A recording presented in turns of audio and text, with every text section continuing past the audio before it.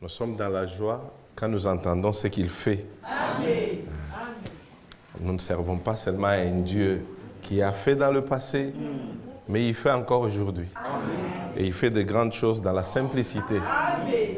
Et nous lui remercions vraiment pour cela. Que Dieu soit richement loué. Sans tarder, j'aimerais qu'on se tienne encore debout. Nous allons juste lire quelques passages, peut-être qu'on a lu hier dans Jacques le chapitre 5. Jacques le chapitre 5. Je lis le verset 11. Jacques le chapitre 5, le verset 11. Il dit ceci.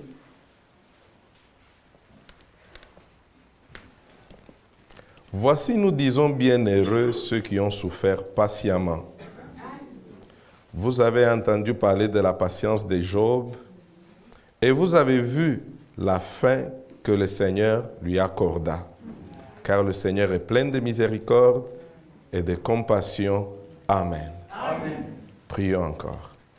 Bien-aimé Seigneur, nous te remercions et nous louons ton saint nom pour tous tes bienfaits.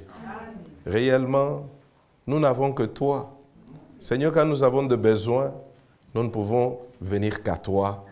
Et réellement, tu interviens. Quand tu interviens, tu fais ce que l'homme ne peut pas faire. C'est pourquoi nous te louons. Bénis, ô Dieu, encore cette réunion. Notre prière, c'est que tu puisses encore nous visiter. Parle au cœur de tout un chacun. Quand nous quitterons ces lieux, Seigneur, nous voulons aussi être comme ceux qui étaient sur le chemin de Maüs. C'étaient des hommes comme nous. Ils s'attendaient à toi. Et quand tu t'étais mis à leur parler, réellement leur cœur brûlait au-dedans d'eux. Seigneur, fais de même. Nous voulons rentrer étant consolés, bénis, guéris, délivrés, que tous nos fardeaux, que tu puisses les porter, afin que, Seigneur, nous puissions, en quittant ces lieux, prendre ton joug qui est léger. Bénis-nous encore, car nous te le demandons, dans l'unique et précieux nom qui est au-dessus de tout nom, le nom de notre Seigneur et Sauveur Jésus-Christ. Amen. Amen. Pouvons nous mettre. Nous avions lu ce passage hier, et la pensée majeure, c'est celle qui est écrite dans le verset 11 là. Voyez la fin que le Seigneur lui accorda. C'est pour que ça nous aide un peu à réfléchir, à penser sur ce que Dieu a fait, parce que les voies de Dieu, comme nous l'avions dit, des fois, nous ne parvenons pas à mieux les discerner. Mais à la fin, c'est alors que nous nous rendons compte que réellement, c'était la voie de Dieu. Amen. Mais quand on est dans la chose, quand on est dans l'épreuve, souvent, on ne parvient pas à comprendre. Nous tous, nous traversons des temps difficiles et nous nous demandons qu'est-ce qui se passe. Tu commences à t'examiner, tu commences à te poser des questions. C'est tout à fait normal. Tout être humain, quand les choses ne marchent pas, il s'arrête, il regarde l'origine des choses pour essayer de comprendre, mais qu'est-ce qui arrive? Et quand nous lisons dans l'histoire de Job, nous remarquons une chose, c'est Dieu qui pose la question à Satan, s'il a vu son serviteur Job, et Satan dit effectivement, je l'ai vu, il va mieux parce que tu le protèges. Et Dieu dit, touche-le, mais pas à sa vie. Et Satan est allé, c'était vraiment, comme on dit, green light, feu vert. Donc il est allé pour aller détruire. Et il le fait avec chaque croyant. C'est que tout véritable croyant, à un certain moment, tu passeras aussi par des épreuves. Il n'y a aucun croyant qui sera épargné des épreuves. Quand vous lisez le livre des Hébreux, le chapitre 11, nous voyons les différentes épreuves que nos bien-aimés qui nous ont précédés avaient traversées. Et des fois, quand vous les lisez, vous vous posez la question, comment est-ce qu'ils ont pu tenir? Je pense que c'était peut-être l'année passée, on a fait une visite en Afrique, nous sommes allés au zoo, j'ai vu les lions un peu de près là, et quand il a rugi, donc vous vous imaginez, on vous dit qu'il peut manger 15 à 20 kilos de viande. Je me dis, mais ce n'est pas possible. Alors j'étais juste... non, laisse ça, ça va nous prendre du temps. Bref, comment Daniel a pu tenir devant tous ces lions où il était seul, un être humain de chair comme toi et moi, devant le lion et il a tenu. Frère, l'être humain, la manière dont Dieu l'a créé, si vous remarquez, nous sommes l'être, physiquement parlant, les plus faibles. Les animaux, il y en a qui, quand ils se mettent à courir, ils peuvent aller à grande vitesse. Les oiseaux, quand vous voulez les agresser, ils peuvent voler. Il y en a d'autres qui peuvent nager et aller plus vite. Le serpent est plus rapide quand il est même sur l'herbe. Vous n'aurez même pas le temps de le saisir. Mais l'homme, quand il est devant le danger, il ne peut pas fuir. Le lion peut t'attraper en quelques secondes. Mais Dieu a fait cela pour que quand l'homme est dans le besoin, qu'il tourne son regard vers Dieu. C'est que notre secours, ce n'est pas dans la vitesse. Notre secours, c'est pour que chaque fois que nous sommes dans des difficultés, que nous puissions élever nos regards vers Dieu. Et c'est cela, parmi les plus grandes leçons que Dieu voulait apprendre à Job. C'est à ne pas compter sur lui, mais plutôt à compter sur le Seigneur. Et c'est l'état dans lequel Dieu aimerait aussi que l'Église, dans ce temps de la fin, que l'Église atteigne ce niveau-là, où nous ne regardons plus au vase, mais plutôt nous regardons à Dieu. Parce qu'aujourd'hui, tout le monde a le regard sur Frère Franck. Alors, des fois, vous vous demandez, est-ce que c'est comme ça que les choses devraient être? Non, les choses ne devraient pas être ainsi. Mais nous voulons le voir avec les Écritures pour voir réellement. C'est lui qui a commencé l'œuvre. C'est le Seigneur lui-même. Et celui qui va l'achever, c'est le Seigneur lui-même. Alors, tout ce que Dieu commence, Dieu lui-même est celui qui l'achève. Il avait béni Job. Celui qui nous bénit, c'est Dieu lui-même. Nous sommes venus, main vide, comme Job l'a dit, nus dans ce monde, et nous allons les quitter aussi nus ou vides. Je crois récemment, le bien-aimé frère, dans l'une des prédications montrées, il dit que un mendiant et un millionnaire, quand les deux quittent la terre, qu'est-ce qu'ils amènent? Ils n'amènent rien. Je ne connais aucun milliardaire à qui on a enterré avec 3 millions. Non, frère, qu'on ajoute 2. Non. Si vous le faites la nuit, les gens vont le visiter. C'est qu'ils partent tels qu'ils sont venus. Mais il y a des choses essentielles quand nous lisons dans la parole. Frère, je crois hier dans la voiture, frère Bovic l'a exprimé, ce ne sont pas les grandes choses que nous faisons, mais plutôt les petites choses que nous ne faisons pas. Le livre de Job, il nous parle de la justification. Frère Franck, dans son livre, il a écrit un chapitre où il parle de la justification dans son entièreté.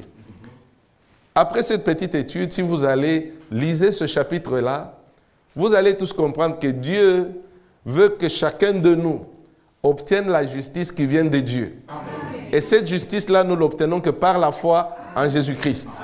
Ce n'est pas ce que tu as fait ou tu veux faire qui va te justifier devant Dieu. Et quand vous lisez le livre de Job, le terme peut être fort, mais vous allez remarquer l'attitude qu'il affichait, c'était comme l'attitude d'un religieux. Quelqu'un qui comptait plus sur lui-même, sur ce qu'il a fait. Mais quand Dieu l'a conduit, à la fin, Job a réalisé que réellement, qu'il ne devrait même pas contester avec Dieu. C'est pourquoi, aujourd'hui, c'est très important, quand Dieu vous conduit dans ses voies, la prière qu'il puisse illuminer nos yeux pour que nous puissions discerner ce que Dieu veut réellement de nous. Si nous rentrons dans Job, le chapitre 1, nous pouvons remarquer quelques petites.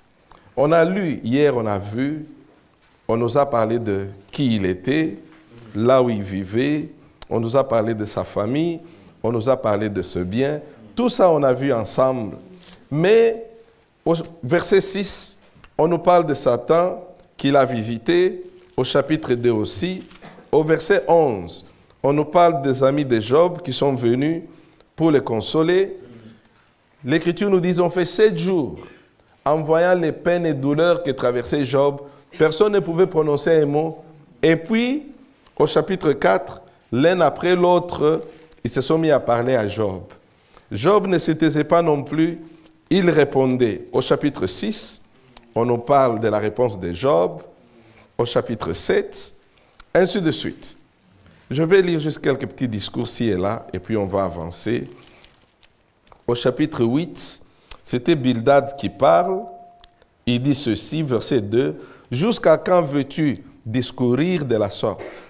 Et les paroles de ta bouche seront-elles un vent impétueux? Dieu renverserait-il le droit? Le Tout-Puissant renverserait-il la justice? Si tes fils ont péché contre lui, il les a livrés à leur péché. Mais toi, si tu as recours à Dieu, si tu implores le Tout-Puissant, si tu es juste et droit, certainement, alors il veillera sur toi et rendra le bonheur à ton innocence. » C'est que les amis de Job, à un moment donné, ils cherchaient à tout prix à faire comprendre Job que c'est parce que tu mènes une mauvaise vie. C'est alors tout ce malheur t'arrive. Et Job qui s'examinait, il pouvait regarder aussi dans sa vie et remarquer que réellement, il n'avait rien fait qui justifiait le malheur qui lui arrivait. Mais plus il parlait, au chapitre 9, le verset 2, Job prit la parole et dit, « Je sais bien qu'il en est ainsi.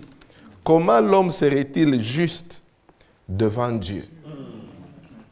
Nous l'avions abordé hier. Frère, le cœur brisé, le cœur contrit, cet état-là, quand l'homme atteint ce niveau, cet état-là, c'est que c'est une percée.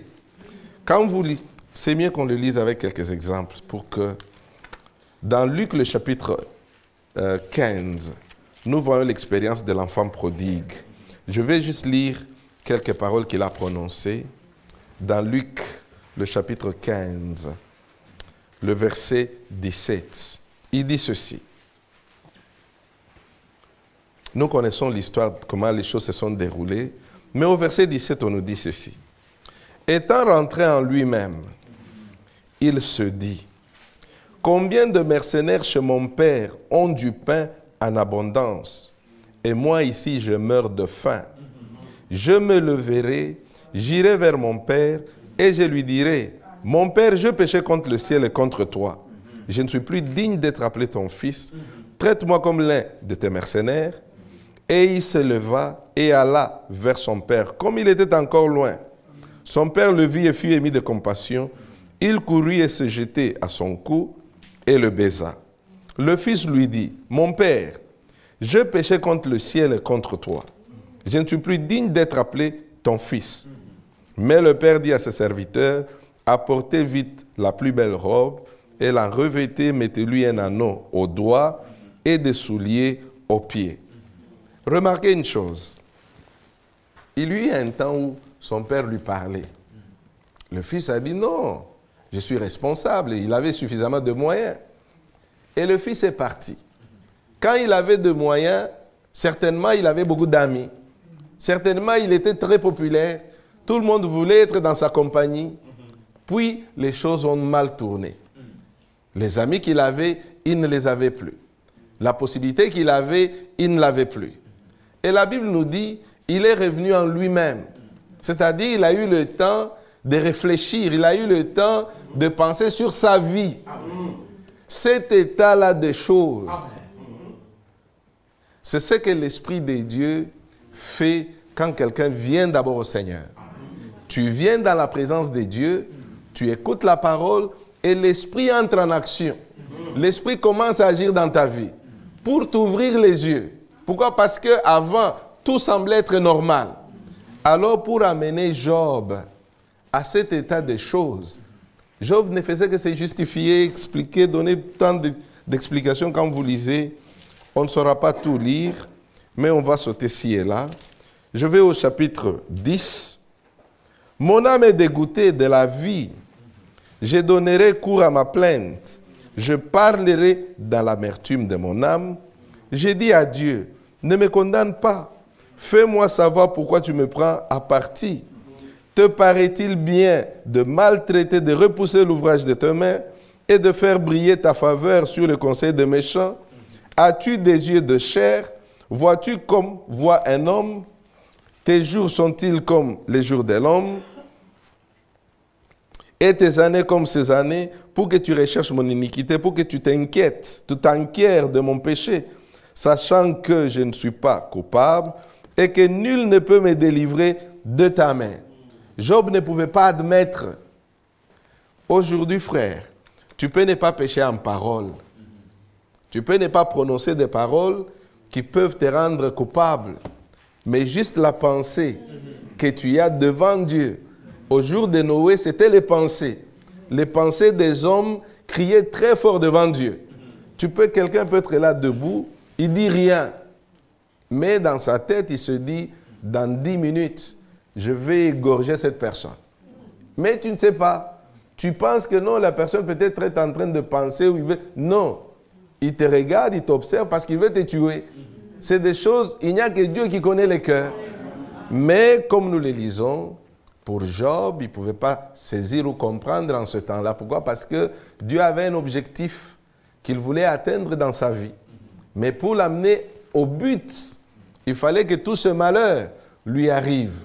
L'église du Seigneur aujourd'hui, pour que cette église arrive donc à l'état où Dieu veut, l'église aussi est passée par des moments difficiles et elle continue à passer par des moments difficiles, mais l'auteur de l'œuvre, il connaît comment il va l'amener à la perfection. Alors c'est que pour nous, l'Écriture nous dit d'être patients. Nous soyons patients, mais malheureusement, il y a des voix qui s'élèvent où vous sentez qu'il y a des gens qui veulent faire travailler Dieu. Donc ils inventent des choses. Non frère, l'Église maintenant est dans telle phase. Quelle phase? Dites-nous, nous sommes dans quelle phase? C'est comme s'il y a premier mi-temps, deuxième mi-temps, maintenant c'est deuxième mi-temps. Non, c'est prolongation. Non. Frère, nous attendons en silence. Amen. Et nous attendons à Dieu. Amen. Dieu lui-même va achever son œuvre. Amen. Quand il a commencé, toi tu n'étais pas là. Il avait commencé seul. Il va l'achever seul. Amen. Il veut seulement qu'on s'attende à lui. Amen. Comment il va le faire? Personne ne connaît. Imaginez un peu si l'apôtre Pierre pouvait expliquer aux autres apôtres comment les choses allaient se dérouler quand l'effusion du Saint-Esprit allait avoir lieu. Il allait leur donner ses opinions. Il allait leur dire, attendez, quand ça va arriver, ça sera comme autre. Il pouvait dire des choses, mais le jour où cela est arrivé, c'est arrivé selon le modèle de Dieu. Et c'est comme ça que Dieu va achever son œuvre.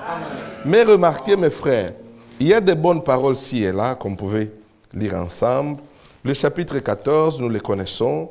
Job dit, l'homme né de la femme, sa vie est courte, sans cesse agitée, ainsi de suite. De très belles paroles, étant poussées à bout, il a exprimé de bonnes pensées. Le chapitre 15, Eliphaz parle. Job lui répond au chapitre 16. Nous continuons. Au chapitre 23, Job intervient. 19 déjà. Écoutez ce que Job dit dans le chapitre 19. Oh, je voudrais que mes paroles fussent écrites. Qu'elles fussent écrites, je suis au verset 23. Dans un livre, je voudrais qu'avec un burin de fer et avec du plomb, elles fussent pour toujours gravées dans le roc. Mais je sais que mon Rédempteur est vivant et qu'il s'élèvera le dernier sur la terre. Quand ma peau sera détruite, il s'élèvera. Quand je n'aurai plus de chair, je verrai Dieu. Je le verrai et il me sera favorable. Mes yeux le verront et non ceux d'un autre. Mon âme languit d'attente au-dedans de moi.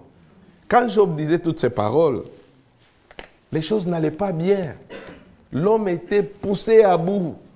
Il cherchait à comprendre ce qui lui arrivait et plus il se demandait, Dieu se révélait aussi. Dieu se révélait, Dieu lui parlait, Dieu lui montrait des choses. Maintenant plus tard, parce que sinon nous n'allons pas tout terminer, vous allez remarquer ceci. Dans ce livre, on nous parle de Job, on nous parle de sa femme, on nous parle de ses enfants, on nous parle de Dieu lui-même, on nous parle de Satan. Ce sont là les grands acteurs que nous lisons dans le livre de Job. On nous parle de ses amis. Il avait 3 amis que vous pouvez lire à partir du verset 4. Mais à la fin, après qu'eux tous aient parlé, il y a un autre maintenant qui intervient à la fin, qu'on n'associe pas avec les amis de Job. Il s'appelle Elihu, dans le chapitre 32. C'est là que nous allons essayer de parler aujourd'hui.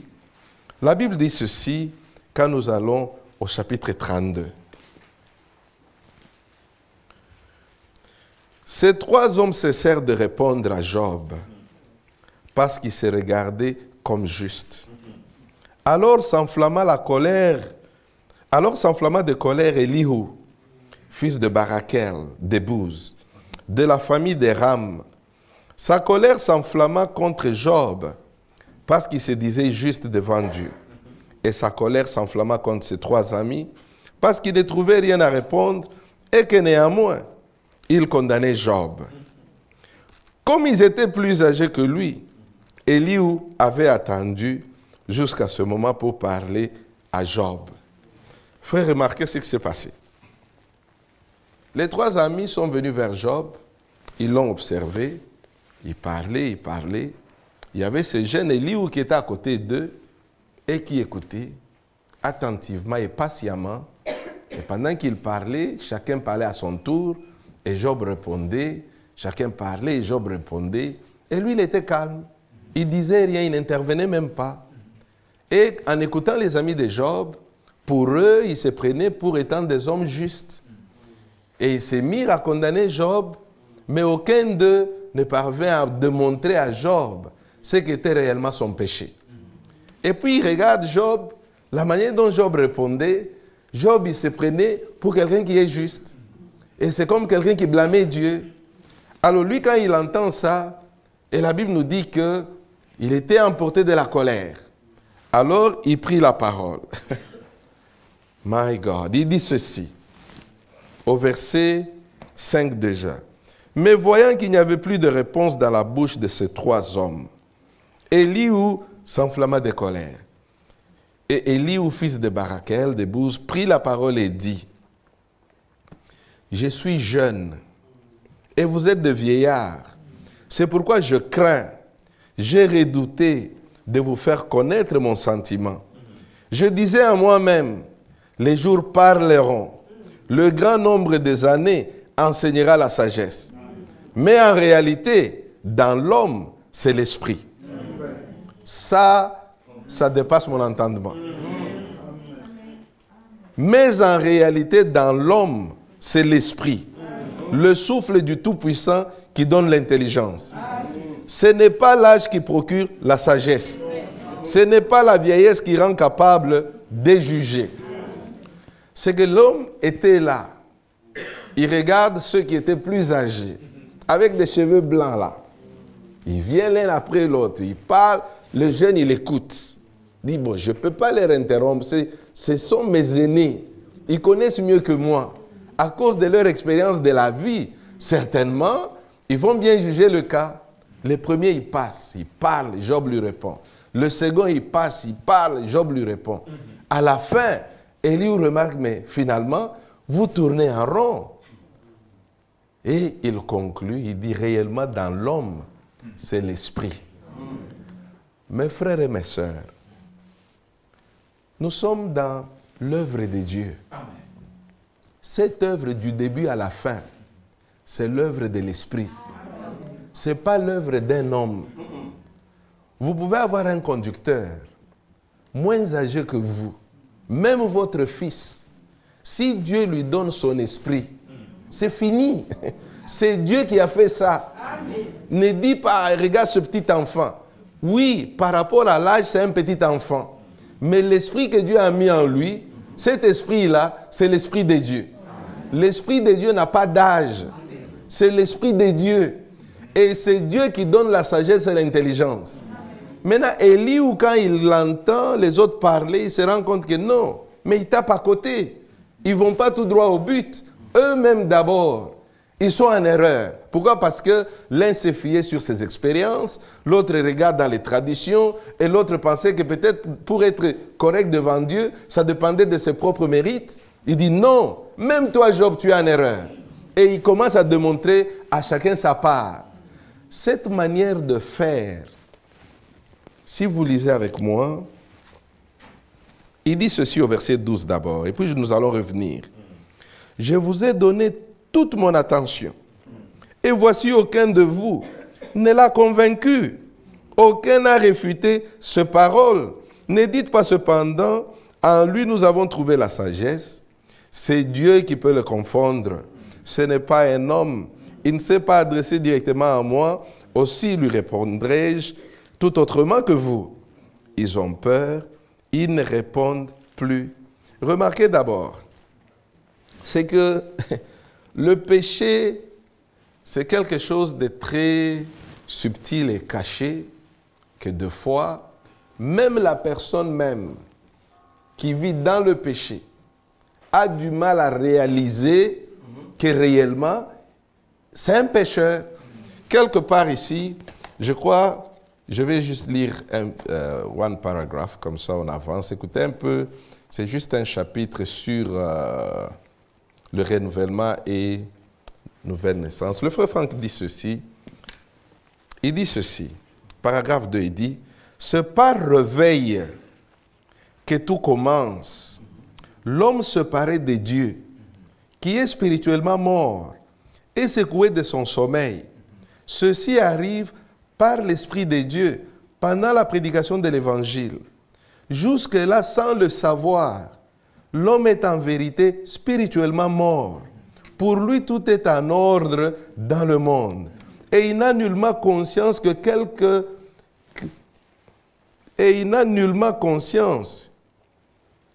Ah, il y a une faute d'orthographe. Il y a un mot qui manque ici. Il dit ceci. Pour lui, frère, est-ce que tu peux lire ça? Je pense qu'il doit y avoir un mot qui manque là. À partir de là jusqu'à la fin. Pour lui, tout est en ordre dans le monde et il n'a nullement conscience que quelque... Ouais. Yeah. Ça devrait être quelque chose. Je vais le relire maintenant. Il dit ceci. Pour lui, tout est en ordre dans le monde et il n'a nullement conscience que quelque chose n'est pas en règle. C'est que le pécheur, il est là assis, il vit sa vie, il va au travail, il rentre chez lui à la maison. Donc pour lui, tout va bien. La vie, tout est calme. Mes affaires marchent bien. Mais cet homme-là, il ne connaît pas que quelque part, il vit dans le péché. Il peut même te dire, frère, je ne bois pas, je ne fume pas, je ne vais pas dans des boîtes de nuit, donc tout va bien. Cet homme-là, pour qu'il réalise son état, toi, avec tes pensées humaines, avec toutes tes capacités ou ton intellect, tu ne peux pas amener cet homme à réaliser qu'il est réellement un pécheur. Ce domaine-là, le Seigneur nous dit dans Jean le chapitre 16, quand le Saint-Esprit viendra, il convaincra le monde du péché. C'est que ce qu'Éliou dit là s'accorde réellement avec tout le plan de Dieu. Pour que le pécheur réalise son état, il faut que le Saint-Esprit puisse le convaincre. Et c'est quand le Saint-Esprit convainc l'homme, frère, tu es assis, tu écoutes la parole, l'Esprit te touche, l'Esprit te convainc, soudain, quelqu'un en larmes directement, il commence à pleurer. Il pleure pourquoi? Parce que la parole a brisé son cœur. La parole l'a touché. La personne rentre en elle-même, commence à prier, à pleurer, à demander à ce que le Seigneur puisse lui pardonner. Pourquoi? Parce que depuis la chute de l'homme, la perte de la communion que l'homme avait perdue, l'homme est toujours à la recherche de cette paix-là. La justice qu'il avait, celle qu'il avait perdue après la chute, l'homme est toujours à la recherche de la même justice. Déjà, nous voyons le type avec Caïn et Abel. L'un, par la grâce de Dieu, est venu et il a offert un sacrifice agréable. Et la Bible nous dit que par ce sacrifice, il fut justifié. Et l'autre a aussi offert un sacrifice, mais malheureusement, c'était un service de la religion. Il n'avait pas saisi ce que Dieu avait réellement exigé. Et voilà, il a pris tout ce qui était mieux pour lui. Et il a offert, mais Dieu ne l'avait pas agréé. Et ce modèle-là, malheureusement, continue jusqu'à aujourd'hui. Il y a des gens, ils sont à l'église, ils viennent régulièrement, ils prient, ils chantent, ils font tout. Mais quand vous leur posez des petites questions pour savoir ça avait commencé ou comment, vous vous rendez compte que réellement, c'est la religion. Frères et sœurs, la marche avec le Seigneur ne commence pas dans une chorale, elle ne commence pas à la chair, elle ne commence pas à laver le tapis de l'église, elle ne commence pas à aller visiter ceux qui sont malades. Non, Il faut qu'il y ait d'abord une rencontre, toi et le Seigneur. C'est là que les choses commencent. Aussi longtemps que les choses n'ont pas commencé ainsi, frère, tu peux lire le livre de Job. Oh, Dieu l'avait béni. Oh, il était riche. Puis il a perdu des enfants. Puis il était devenu pauvre. À la fin, Dieu l'a rétabli. Mais qu'est-ce que Dieu recherchait? Quelle était la leçon que Dieu voulait l'enseigner? Comme nous venons de le lire, dans l'homme, c'est l'esprit. Et cet esprit, ce n'est pas seulement dans l'homme. Dans l'église, c'est l'esprit de Dieu qui fait tout. Dans l'église, que tu le veuilles ou pas, tous les dons. 1 Corinthiens 12. Amen. Que dit l'Écriture là vite? Amen. Il dit ceci.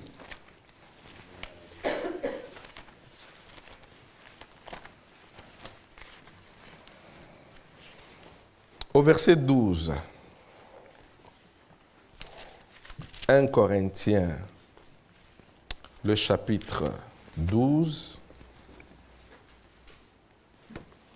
Verset 4 déjà. Il y a diversité de dons, mais le même esprit. Diversité de ministères, mais le même Seigneur. Diversité d'opérations, mais le même Dieu qui opère tout en tous. Si vous prenez les 3 versets, le premier nous parle de l'esprit, le second nous parle du Seigneur, le troisième nous parle de Dieu. La même personne. On a vu ça. Il y a diversité de dons, mais le même esprit. Diversité de ministères, mais le même Seigneur. Diversité d'opérations, mais le même Dieu qui opère tout en tous. Pas 3 personnes, mais la même personne. En effet, à l'un est donné par l'Esprit une parole de sagesse, à un autre une parole de connaissance, selon le même Esprit. À un autre la foi, par le même Esprit. C'est que vous pouvez lire, à la fin vous vous rendrez compte que tout ce qui se passe dans l'Église se fait que par l'Esprit de Dieu. Et ça ne devrait pas être autrement. Parce que la chair ne sert à rien. Nous pouvons venir ici, prêcher avec force. Si l'Esprit n'entre pas en action, toutes les paroles, c'est des paroles mortes. Parce que c'est l'Esprit qui vivifie, qui donne la vie à la parole.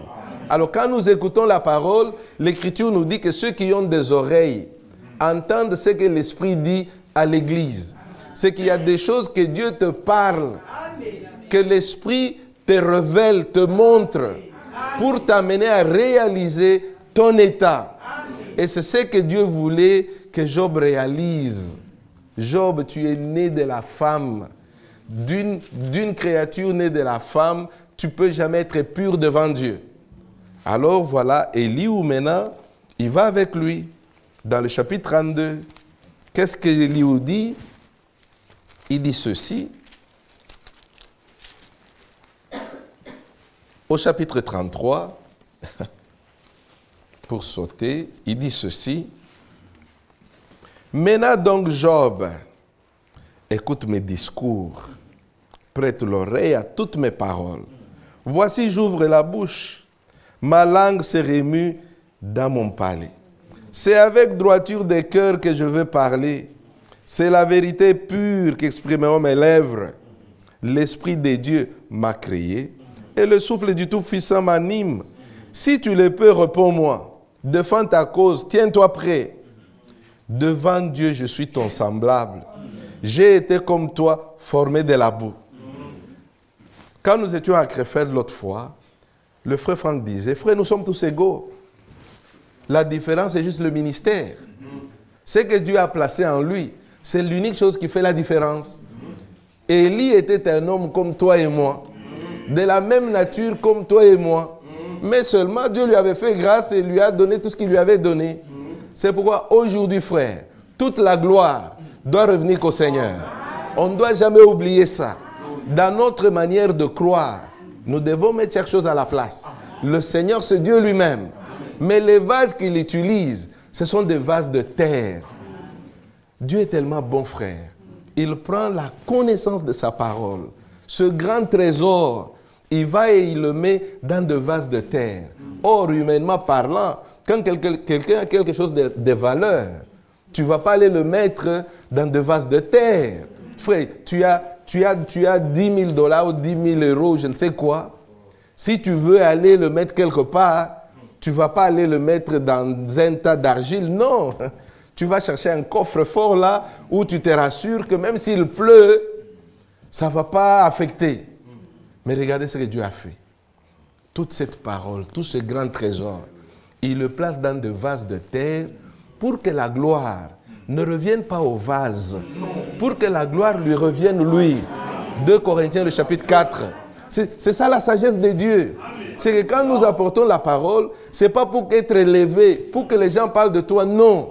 Mais par contre, frère, parce qu'on a sauté beaucoup de choses, si vous lisez dans le chapitre 29 de Job, vous allez remarquer, même dans le langage de Job, quand il parle dans le chapitre 29, Job ne parle que de lui-même.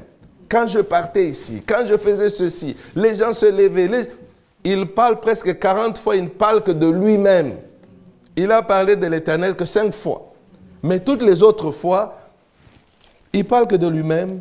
Or, nous savons, quand tu y es, tu commences à parler que de je. L'esprit n'est pas juste. Pourquoi? Parce que l'homme, nous connaissons ce que Lucifer a fait au commencement, nous connaissons comment Dieu l'a abaissé à cause de son je. Et réellement, Job était dépassé, mais Dieu voulait l'enseigner. Alors voilà, Élihu vient sur son chemin. Élihu le fait taire. Élihu lui dit, écoute, calme-toi, prête attention, je suis ton égal. Je ne te dépasse en rien. Parce que maintenant, je réalise que dans l'homme, c'est l'esprit. Alors, il se met à parler. Nous sommes au chapitre 33. Il dit ceci, au verset 7. « Ainsi mes terreurs ne te troubleront pas, et mon poids ne seront pas t'accabler. Mais tu as dit à mes oreilles, et j'ai entendu les sons de tes paroles. Je suis pur, je suis sans péché, je suis net, il n'y a point en moi d'iniquité. Et Dieu trouve contre moi des motifs de haine. Il me traite comme son ennemi. Il met mes pieds dans le cep. Il surveille tous mes mouvements. Je te répondrai, qu'en cela tu n'as pas raison, car Dieu est plus grand que l'homme. Veux-tu donc disputer avec lui? Parce qu'il ne rend aucun compte de ses actes. Dieu parle cependant, tantôt d'une manière, tantôt d'une autre. Et l'on n'y prend point garde. Il parle par des songes, par des visions nocturnes, quand les hommes sont livrés à un profond sommeil, quand ils sont endormis sur leur couche. Vous pouvez lire jusqu'à la fin. C'est que Élihu essaye de faire comprendre à Job, peut-être ta situation, Dieu te l'avait déjà montré dans les songes, mais tu n'avais pas prêté attention. Toutes tes lamentations là, peut-être Dieu te les avait montrées dans un songe où, mais toi Job, tu étais distrait. Frère, dans beaucoup de cas, Dieu nous a parlé et nous n'avions pas prêté attention. C'est seulement quand le trouble commence à venir qu'on se rend compte, ah mes frères, pourquoi ça m'arrive? Est-ce que tu étais attentif quand le Seigneur te parlait? Alors c'est pourquoi notre prière, Seigneur, quand tu parles, j'aimerais être attentif. Même si je n'ai pas saisi, Seigneur, s'il te plaît, parle-moi encore.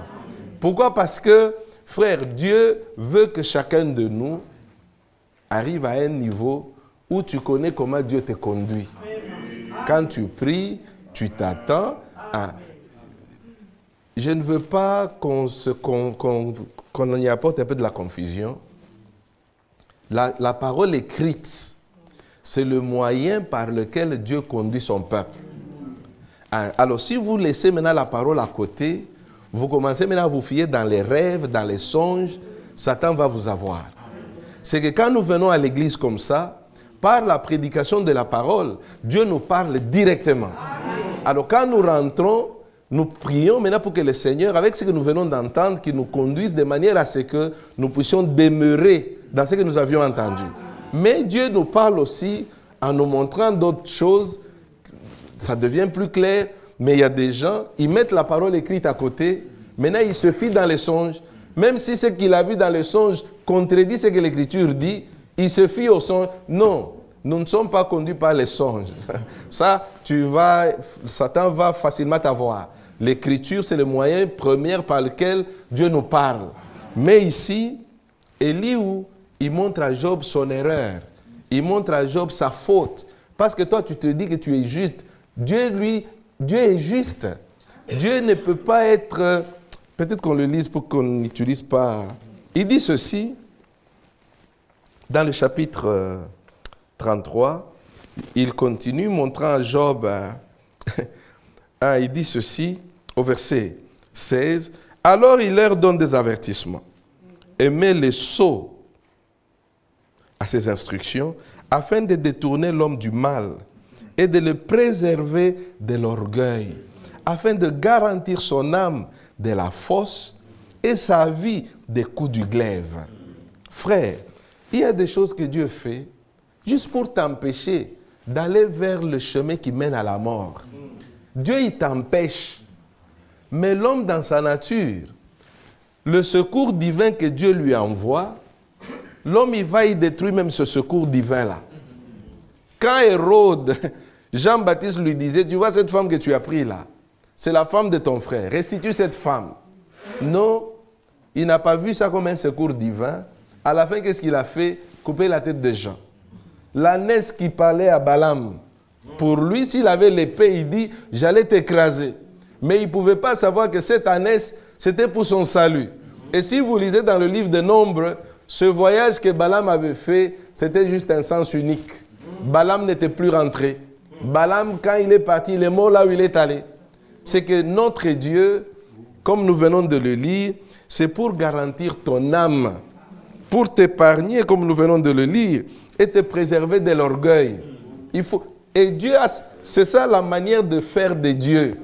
Il brise ton orgueil à sa manière. Parce que des fois, nous pensons mieux faire, mais comme nous le lisons, lui sait mieux faire. Alors Élie, où il parle à Job, il lui montre, il dit, non, non, Job, en cela, tu es en erreur. Et il continue. Mais là, il dit ceci au verset 23. Mais s'il se trouve pour lui un ange intercesseur, un d'entre les 1000 qui annonce à l'homme la voie qu'il doit suivre, c'est que pour Éliou, il faut qu'il y ait un médiateur qui intercède pour l'homme. Job oublie ce que tu peux faire. Il faut qu'il y ait un médiateur.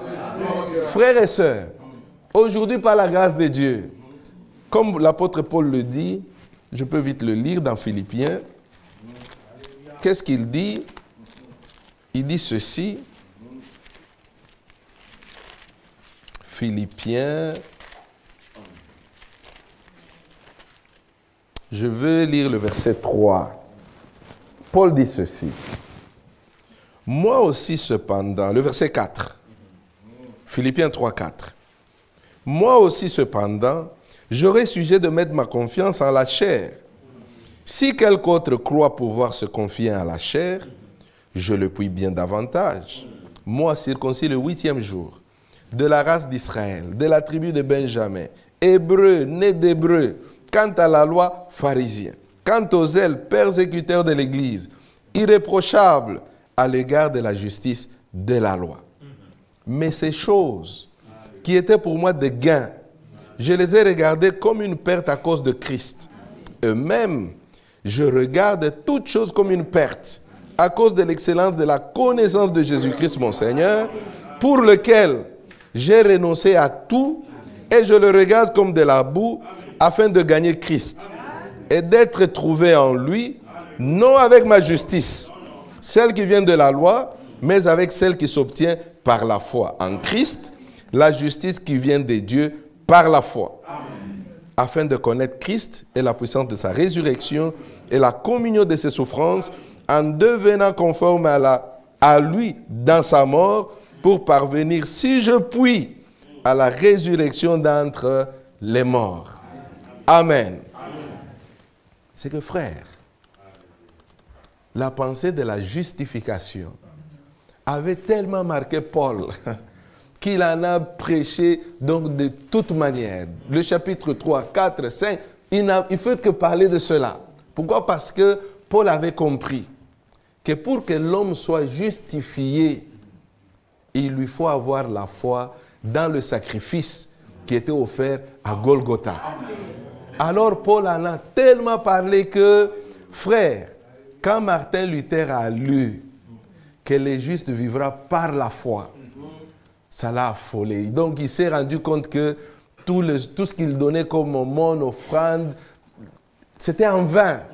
L'appartenance à l'église, ça ne vaut rien. Oh frère, j'offre les sacrifices le matin, le soir. Toutes ces choses-là, bien qu'elles soient bonnes, elles ne peuvent pas te justifier devant Dieu. C'est pourquoi, frère, quand quelqu'un entend réellement la parole et que l'Esprit de Dieu les convainc, c'est que on le tire, on le prend de la religion. Dieu te met dans une réalité où maintenant, tu peux parler au Seigneur et ta foi te convainc que réellement tu parles au Seigneur. Mais l'appartenance seulement, frère, tout le monde peut appartenir. Aujourd'hui, tu peux être ici, demain tu es ailleurs. Pourquoi? Parce que toi, ce qui t'intéresse peut-être, c'est le nombre de gens. Là, il y a beaucoup de noirs, là, il y a beaucoup de blancs. Là, on prêche dans cette langue. Il y a beaucoup de raisons pour lesquelles les gens adhèrent dans des églises. Mais c'est lui qui a fait l'expérience avec le Seigneur. C'est lui dont l'Esprit de Dieu avait convaincu de son péché. Frère, le cœur est brisé. Là, tu pleures, tu cries, tu dis, Seigneur, aie pitié de moi. Vous savez, un jour, si vous lisez dans le livre de Genèse, le chapitre 42, on nous parle de l'expérience des frères de Joseph, qu'il avait vendu en Égypte. Les paroles qu'ils ont prononcées dans Genèse, le chapitre 42, ils disent ceci. Genèse.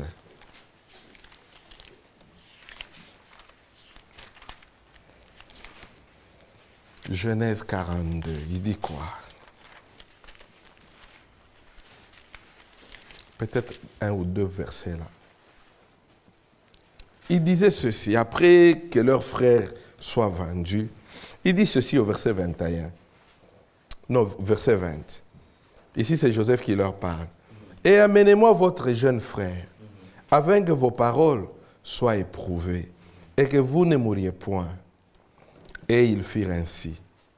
Ils se dirent alors l'un à l'autre, oui, nous avons été coupables envers notre frère, car nous avons vu l'angoisse de son âme, quand il nous demandait grâce, et nous ne l'avons point écouté. C'est pour cela que cette affliction nous arrive. Ruben, prenant la parole, leur dit, ne vous disais-je pas, ne commettez point un crime envers cet enfant, mais vous n'avez point écouté, et voici son sang est redemandé. Vous voyez cet état des choses, frère. Il réalise, on avait mal agi. Il ne nous fallait pas vendre notre frère. Il ne fallait pas agir de la manière dont nous avions agi. Cette réalisation-là, cette manière-là de réaliser et de se sentir coupable, c'est ce que Dieu voulait. C'est là où il voulait amener Job, à réaliser que tu es un être humain faillible. Tu peux avoir péché et oublié. Job, tu ne peux pas te tenir devant Dieu dans cet état-là. Frères et sœurs, même nous qui prêchons la parole de Dieu, si le Seigneur se mettait devant ici et qu'il disait, j'aimerais t'exposer, peut-être quelque part dans la pensée, tu n'avais pas de bonnes pensées. Et à cause de ça, tu ne peux pas te tenir devant Dieu. C'est pourquoi tous nous avons besoin de sa grâce. Et c'est à cause de son sang seulement que nous nous tiendrons devant lui. Pas dans ta justice, ni dans ma justice. Maintenant, pour amener Job à cet état-là, de réaliser, comme le frère de Joseph avait réalisé, parce qu'à la fin, le malheur leur est arrivé, ils se disent, waouh, peut-être c'est quand notre frère nous plaidait avec nous, il nous disait, non, ne me vendez pas. Alors ils se sont dit, non, pas question, nous allons te vendre. Il a plaidé malgré tout, ils ont refusé. Mais plus tard, frère, les voix de Dieu, quand Dieu parle de Joseph, Dieu ne dit pas qu'il l'avait vendu. Dans Psaume 105, écoutez ce que Dieu dit. Psaume 105.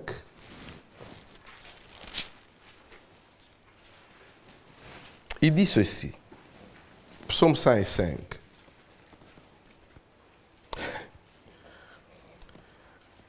Vous connaissez comment est-ce que l'Écriture s'y dit. Il dit ceci d'abord au verset 14. Mais il n'est permis à personne. Ah non, non, verset 12. Ils étaient alors peu nombreux, très peu nombreux et étrangers dans le pays. Et ils allaient d'une nation à l'autre et d'un royaume vers un autre peuple. mais il ne permit à personne de les opprimer, et il châtia des rois à cause d'eux. Ne touchez pas à mes oins, et ne faites pas de mal à mes prophètes. Il appela sur le pays la famine, il coupa tout moyen de substance. Il envoya devant eux un homme. Joseph fut vendu comme esclave. Qui est-ce qu'il avait envoyé? Le Seigneur. Amen. Donc quand Joseph partait là en Égypte, pour ce frère, c'est eux qui l'ont vendu. Mais devant Dieu, dans le programme de Dieu, c'est Dieu qui l'avait envoyé. C'est que les voies de Dieu, frère, c'est pourquoi il nous faudrait être vraiment attentifs, capables de discerner. Pourquoi? Parce que ce que Dieu fait, il utilise des hommes. Maintenant, Satan aussi utilise des hommes. Maintenant, notre prière, Judas avait livré le Seigneur. Judas avait joué le rôle que Satan voulait qu'il joue. Alors, tu n'aimerais pas être cet instrument dans le main de Satan. Mais par contre, sois l'instrument dans le main du Seigneur, de manière à ce que, quand Dieu accomplit son œuvre, il l'accomplit avec toi. Ne sois pas du côté de ceux qui combattent le Seigneur ou l'œuvre de Dieu. Non. Mais par contre, nous aimerions être du côté, quand Dieu accomplit son œuvre, c'est nous qui l'utilisons. C'est nous qui l'envoie. C'est nous qui le bénit. C'est par nous qu'il fait des miracles. C'est ça notre prière. Maintenant, remarquez, quand Élihu parle, dans le chapitre 32, on avance. Au chapitre 34, Élihu reprit et dit, « Sage, écoutez mes discours. Vous qui êtes intelligents, prêtez-moi l'oreille, car l'oreille discerne les paroles, comme le palais savoure les aliments. Choisissons ce qui est juste, voyons entre nous ce qui est bon. » Job dit, « Je suis innocent et Dieu me refuse justice. J'ai raison et je passe pour menteur. Ma plaie est douloureuse et je suis sans péché. Y a-t-il un homme semblable à Job, buvant la raillerie comme l'eau, marchant en société de ceux qui font le mal, cheminant de pair avec les impies? Car il a dit, il est inutile à l'homme de mettre son plaisir en Dieu. Écoutez-moi donc, homme de sens. Loin de Dieu, l'injustice. Loin du Tout-Puissant, l'iniquité. Il rend à l'homme selon ses œuvres. Il rétribue chacun selon ses voies. Non, certes, Dieu ne commet pas l'iniquité. Le Tout-Puissant ne viole pas la justice. Amen. Frère, j'aime cet équilibre. C'est que quand il parle à Job, il va avec lui dans la parole. Il lui montre que ce qui t'arrive là, c'est que Dieu n'est pas injuste. Il ne peut pas briser sa propre justice. Non. Job, ta manière de parler, tu es en erreur. Il parle, vous pouvez lire le chapitre 35, continuez, vous verrez que Élihu continue. Il continue de parler. Le chapitre 34, verset 31. Car a-t-il dit, jamais dit à Dieu, car a-t-il dit, jamais dit à Dieu, j'ai été châtié, je ne pécherai plus. Ah, il donne un bon conseil. Donc Job, toi dans ton discours, dans tout ce que tu as dit, tu n'as pas dit au Seigneur, j'ai été châtié, je ne pécherai plus. Montre-moi ce que je ne vois pas. Si j'ai commis des injustices, je n'en commettrai plus. Est-ce d'après toi que Dieu rendra la justice? C'est toi qui rejettes, qui choisis, mais non pas moi. Ce que tu sais, dis-le donc. Les hommes de sens seront de mon avis. Le sage qui m'écoute pensera comme moi. Job parle sans intelligence et ses discours manquent de raison. Qu'il continue donc à être éprouvé, puisqu'il répond comme font les méchants. Donc, en d'autres termes, Élihu dit, comme tu continues à parler des paroles qui n'ont pas de sens, que Dieu augmente encore plus de souffrance, peut-être ça va t'aider. Car il ajoute à ses fautes de nouveaux péchés. Il bat de main au milieu de nous, il multiplie ses paroles. Il continue au chapitre 35, au chapitre 6, 36 plutôt. Élihu continue et dit, attends un peu, et je vais poursuivre, car j'ai des paroles encore pour la cause de Dieu. Je prendrai mes raisons des hauts et je prouverai la justice de mon Créateur. Sois-en sûr, mes discours ne sont pas des mensonges. Mes sentiments devant toi sont sincères. Dieu est puissant, mais il ne rejette personne. Il est puissant par la force de son intelligence Il ne laisse pas vivre le méchant. Et il fait droit aux malheureux. Amen. En conclusion, frères, au début, on nous a parlé de Job, on nous a parlé de sa famille, de ses enfants, de ses biens, on nous a parlé de ses amis, on nous a parlé de Satan. Ses amis ont parlé. Et voilà Élihu qui intervient. Et Élihu, quand il a écouté tous ceux qui parlaient, il s'est rendu compte, ni les amis de Job, on n'a pas eu le temps de lire ce que Élihu leur a adressé. Mais quand vous aurez le temps, vous pouvez lire l'un après l'autre. Élihu les a montré comment est-ce qu'ils étaient à côté. Il a pris Job, il l'a mis à sa place. Et il a montré que Dieu est juste. Dans tout ce qu'il fait, Dieu est juste. Mais par contre, il rend à chacun selon ses œuvres. Maintenant, quand Élihu finit de parler, le dernier à parler, c'était Dieu lui-même. C'est ça que moi j'aime. Pourquoi? Parce que, frère, même ce que l'Église traverse maintenant, il y a eu les temps où la prédication est partie, les prédications ont été données, maintenant nous tendons à la fin. À la fin, ça ne sera ni le prédicateur, ça ne sera ni qui que ce soit. À la fin, c'est Dieu lui-même qui entrera en action. Alors c'est la dernière partie que nous verrons dans notre dernière réunion. C'est après que Élihu ait fini, maintenant c'est le tour de Dieu. Vous avez tous parlé, maintenant il faut que Dieu lui-même parle. Satan a fait son travail, maintenant à la fin, il faut que Dieu vienne maintenant achever. Et c'est ça notre prière. Frères et sœurs, ne te décourage pas. Regarde au Seigneur. C'est lui qui a commencé l'œuvre en toi. Il va l'achever. Alors, quand nous nous regardons nous-mêmes, frères, nous pouvons nous lamenter. Seigneur, depuis que j'ai cru, la vie ne change pas. Depuis, frère, Dieu fera son œuvre. Nous comptons sur lui. Seulement ce que Dieu veut, que nous ayons des cœurs contrits, des cœurs brisés. Frère, il y a des choses auxquelles nous nous attachons sérieusement. Et Dieu le sait. Maintenant, Dieu veut te détacher de cela. Maintenant, comment le faire? Toi, tu résistes. Dieu résiste aux orgueilleux. Et si vous allez remarquer, la plupart des cas, c'est juste à cause de notre orgueil.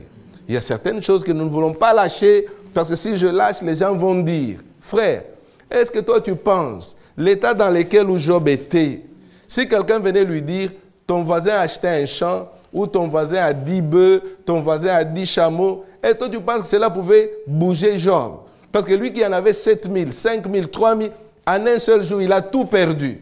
C'est que Job était arrivé à un moment où tout ce qui se passait gauche-droite n'était plus sa préoccupation. Lui voulait un remède qui proviendrait que de Dieu lui-même. Parce que Job savait que son problème à lui, personne ne pouvait le résoudre. Si ton problème peut être résolu par un autre homme, Dieu ne fera rien. Mais nous avons des problèmes où il n'y a que Dieu seul. C'est pourquoi, frère, en silence, patiemment, ce que Dieu fait, un homme d'affaires, quand il achète le marchandise le matin, il veut que le soir, qu'il multiplie le bénéfice par 2. Le mois prochain par 4. L'autre mois par 10. C'est ça l'homme d'affaires. Il n'est pas patient, mais pas avec Dieu. Frère, même quand vous lisez, Job avait 10 enfants. Il avait perdu tous les 10. Dans la restauration, il en avait eu 10. Maintenant, je me pose la question. Un enfant, pour avoir un deuxième, regardez l'écart qu'il y a entre le premier et le deuxième. C'est que Job n'a pas été rétabli dans 6 mois. Donc, ça a pris des années. Alors, il nous faut aussi patienter. Alors, nous ne voulons pas fixer le temps, commencer à nous dire, oh frère, ça date de longtemps. De combien de... Abraham a attendu 25 ans. Oui. C'est qu'avec Dieu, Dieu lui va achever son œuvre. Alors, ne venez pas nous dire, frère, tu vois ces audios que nous entendons là, c'est cette phase-là, c'est ce que le Seigneur avait dit. Non, non, frère, n'inventons rien. Il y a un temps, on a commencé à entendre des bruits. Oh, tu sais, frère, le Seigneur avait dit à frère Franck, je vais te parler. Maintenant, ces audios, c'est ce que le Seigneur...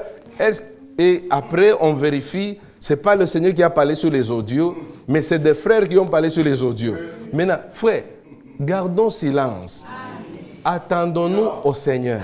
Ne fabriquons rien. Attendons-nous l'auteur de l'œuvre. Qui peut aider Dieu? Qui peut aller aider Dieu? Seigneur, je trouve que tu prends un peu du temps.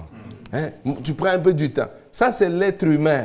L'être humain, heureusement, c'est Dieu qui va achever l'œuvre. Si on disait aux frères, bon, les 3 frères là au fond, ils vont achever l'œuvre. Et les 3 frères, ils savent, ce frère ici, il n'a pas été gentil avec moi.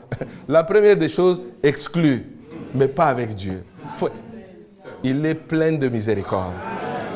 Que Dieu nous bénisse. On peut s'arrêter là. Je crois qu'on va continuer et terminer. Mais c'est un livre merveilleux. Frère, il y a une très grande leçon que tous nous pouvons apprendre. C'est que la justice de Dieu, elle est possible qu'en Jésus-Christ. Ne compte jamais sur tes mérites. Ne dis jamais, frère, le fait que je ne bois pas ou je ne fume pas, je ne vais pas dans des clubs, certainement j'ai déjà atteint. Non, mon frère, ta justice est comme une souillure devant Dieu. Quand Dieu te touche et tu as un cœur brisé, cet état-là, oh my God, je ne sais pas, frère, tu ne peux pas fabriquer ça.